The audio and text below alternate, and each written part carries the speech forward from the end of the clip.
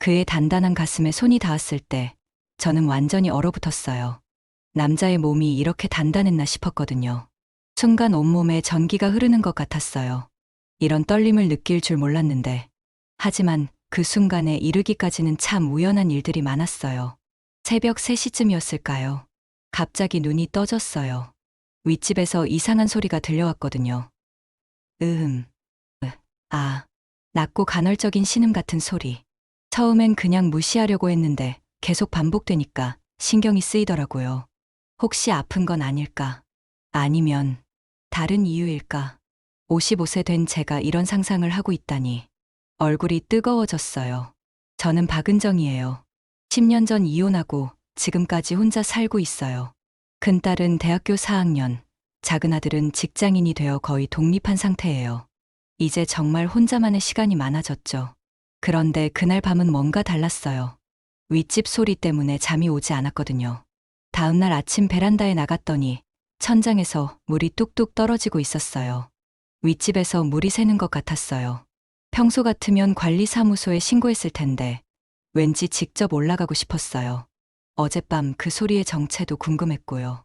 16층으로 올라가는 계단을 오르는데 가슴이 두근거렸어요. 왜 이러는 걸까요? 인터폰을 눌러봤어요. 한참을 기다렸는데 발걸음 소리가 들리더니 문이 열렸어요. 생각보다 키가 큰 남자였어요. 머리는 반백이지만 체격은 든든해 보였어요. 특히 그 눈빛이 인상적이었어요. 깊고 조용한, 뭔가 슬픔이 배어있는 그런 눈빛. 물이 샌다고 말씀드렸더니 정말 몰랐다며 급히 베란다로 향하더라고요. 저도 따라 들어갔어요. 그의 집안을 본 건 그때가 처음이었어요. 깔끔하지만 어딘가 쓸쓸한 느낌이 들었어요. 베란다에 화분 받침이 깨져 있었어요. 어젯밤에 깨진 것 같다고 하더라고요. 그가 걸레를 가져와서 물을 닦기 시작했어요. 그런데 그 큰 화분을 혼자 옮기려고 하는 거예요. 너무 무거워 보였어요. 같이 옮길게요 하고 제가 나섰어요. 그래서 둘이서 화분을 들어 올리게 됐죠. 그런데 생각보다 훨씬 무거웠어요. 중심을 잡으려다 보니 자연스럽게 그에게 가까이 가게 됐고요. 그 순간이었어요. 균형을 잃으면서 그의 가슴에 손이 닿았어요. 남자의 몸이 이렇게 단단했나 싶었어요. 순간 숨이 멎는 것 같았어요. 온몸에 전기가 흐르는 것 같은 느낌. 이런 떨림을 느낄 줄 몰랐는데 그도 당황한 것 같았어요. 서로 눈을 마주쳤는데 뭔가 이상한 분위기가 흘렀어요. 죄송해요 하고 급히 손을 뗐어요. 얼굴이 화끈거렸어요. 괜찮다고 하면서도 그의 표정이 묘했어요. 저와 같은 걸 느낀 건 아닐까요? 화분을 제자리에 놓고 나서 어색한 침묵이 흘렀어요. 그럼 들어가 보겠다고 했는데 발길이 쉽게 떨어지지 않았어요. 더 있고 싶었거든요. 하지만 어쩔 수 없이 헤어져야 했죠. 집으로 돌아와서도 계속 생각났어요. 그의 단단한 가슴의 감촉이, 그 순간의 떨림이, 이런 감정을 아직도 느낄 수 있다니. 거울을 보니 제 얼굴이 빨갛게 달아올라 있었어요. 55세에 이런 기분이라니. 그 후 며칠은 정말 이상했어요. 평소 같으면 그냥 지나갔을 일인데 자꾸만 그 순간이 떠올랐거든요. 그의 단단한 가슴의 감촉, 그 깊은 눈빛, 어색했지만 설레는 분위기까지. 혹시 윗집에서 소리가 날까봐 귀를 기울이게 됐어요. 예전엔 시끄럽다고 생각했는데 이제는 오히려 기대하고 있는 제 모습을 발견했죠. 그가 집에 있다는 걸 확인하고 싶었던 것 같아요. 며칠 후 또 물이 샜어요. 이번엔 더 심했어요. 베란다 바닥이 완전히 젖어 있더라고요. 또 올라가야 하나 고민했어요. 지난번 일 때문에 어색하지 않을까 싶어서요. 하지만 이대로 두면 안 될 것 같았어요. 다시 16층으로 올라갔어요. 이번엔 왠지 더 떨렸어요. 인터폰을 누르는데 손이 떨리더라고요. 왜 이렇게 긴장되는 걸까요? 문이 열렸을 때 그의 표정이 밝아지는 게 보였어요. 저를 보고 기뻐하는 것 같았거든요.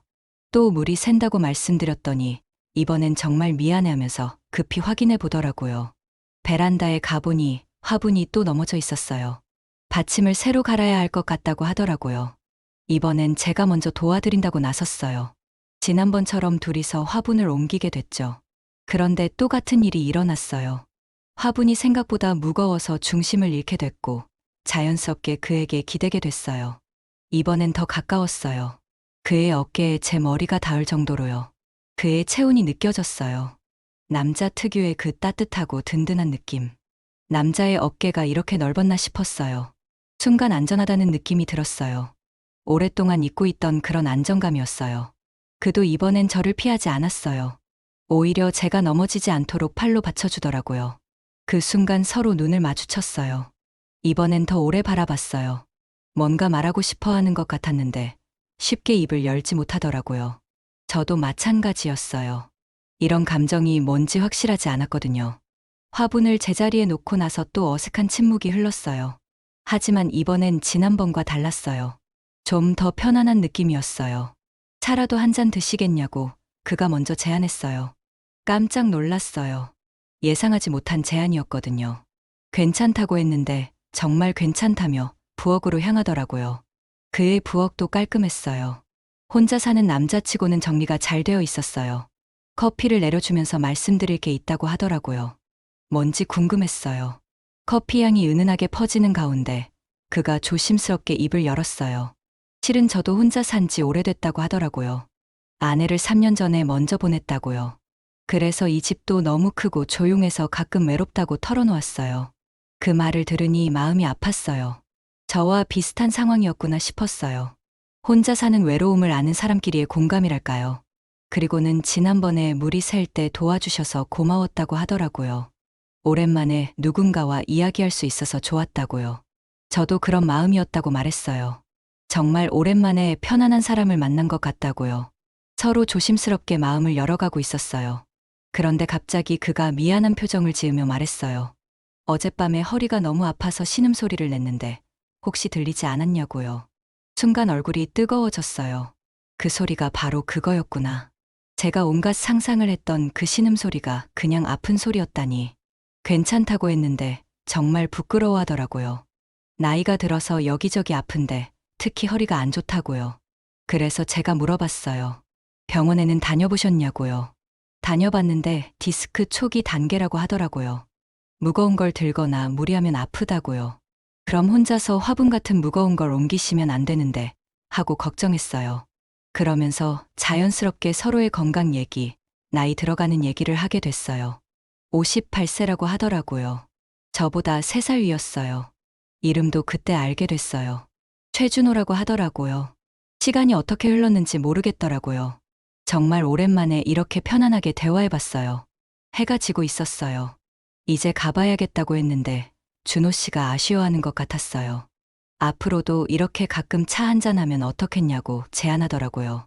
좋다고 대답했어요. 정말 좋았거든요. 현관에서 신발을 신으며 헤어지는데 정말 아쉬웠어요. 집에 돌아와서도 계속 생각났어요.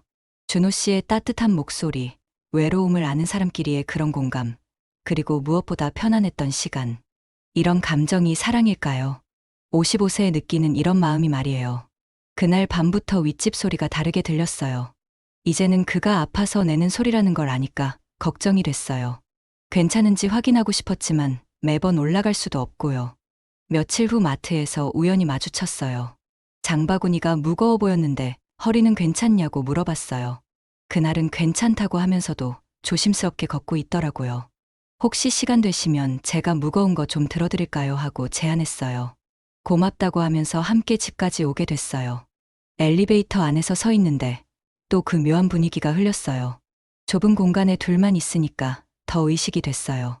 15층에서 제가 내리려는데 잠깐만 기다려달라고 하더라고요. 뭔가 가져다 주고 싶은 게 있다고요. 잠깐만 기다려달라고 하면서 준호 씨가 급히 집 안으로 들어갔어요. 뭘 가져오려는 건지 궁금했어요. 곧 작은 화분을 들고 나왔어요. 예쁜 꽃이 피어 있는 작은 화분이었어요. 이걸 드리고 싶어서 그랬다고 하더라고요. 평소에 꽃을 좋아하시는 것 같아서 키우시라고요. 언제 제가 꽃을 좋아한다고 했나 싶었는데 생각해보니 지난번에 그의 화분들을 보면서 예쁘다고 했었거든요. 그걸 기억하고 있었다니 정말 고맙다고 했어요. 오랜만에 받는 선물이라 마음이 따뜻해졌어요. 작은 화분이지만 정성이 느껴졌어요. 혼자 사는 남자가 이런 세심함까지 보여주다니. 15층에 내려와서 집에 들어가는데 가슴이 두근거렸어요. 화분을 어디에 놓을까 고민하다가 거실 창가에 두었어요. 햇빛도 잘 들고 매일 볼 수 있는 곳이었거든요. 그날부터 아침마다 화분에 물을 주며 준호 씨를 생각하게 됐어요. 이 작은 꽃이 우리를 연결해주는 고리 같다는 생각이 들었어요. 며칠 후 또 우연히 마주쳤어요. 이번엔 아파트 입구에서였어요. 화분은 잘 키우고 계시냐고 물어보더라고요. 정말 잘 키우고 있다고 대답했어요. 그러면서 자연스럽게 함께 엘리베이터를 타게 됐어요. 15층에 도착했는데 준호 씨가 갑자기 말했어요. 혹시 시간 되시면 저녁 한번 같이 드시겠냐고요. 깜짝 놀랐어요.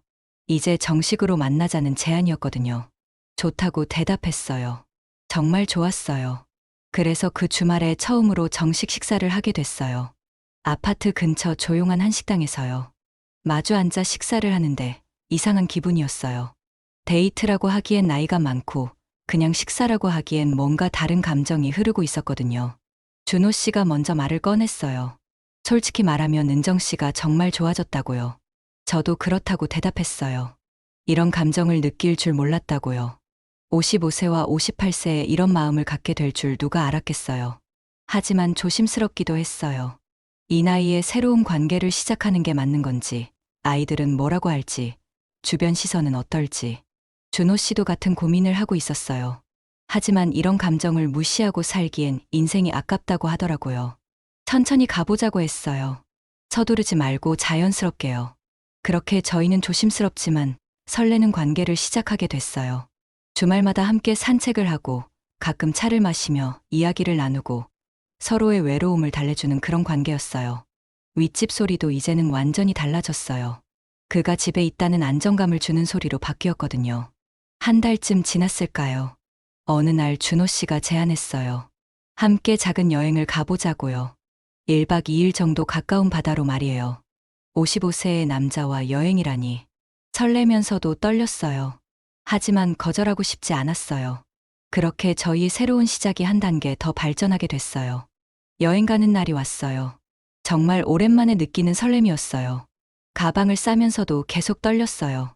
뭘 입고 갈지, 어떤 모습을 보여줄지 고민이 많았거든요.